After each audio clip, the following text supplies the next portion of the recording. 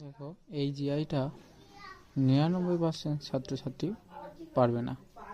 দেখো এটা কিভাবে হয়েছে, এখানে প্রথম পার্টে জিজ্ঞাসা চিহ্ন আছে, তাহলে আমার সেকেন্ড পার্টটা ধরে করতে হবে। এখানে সেকেন্ড পার্টে কি কি আছে, 210 আর 380।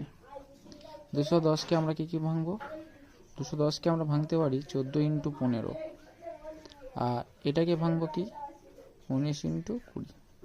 তাহলে এই লজিকটা কিভাবে হচ্ছে, 14 সঙ্গে 5 যোগ করলে 19, তারপরের নাম্বার দিয়ে মাল্টিপ্লাই। তাহলে এবার এটা কী হবে, 182 একটু জিজ্ঞাসা চিহ্ন, তাহলে 182কে আমরা কি লিখবো, 182কে লিখবো আমরা হচ্ছে 13 × 14। তাহলে 13 সঙ্গে +5 করলে কত হবে 18, তাহলে 18 × 19 করলে কত হবে 342, মানে 342। এখানে অ্যান্সারটা কত হবে 342। তাহলে অপশান বি অপশান।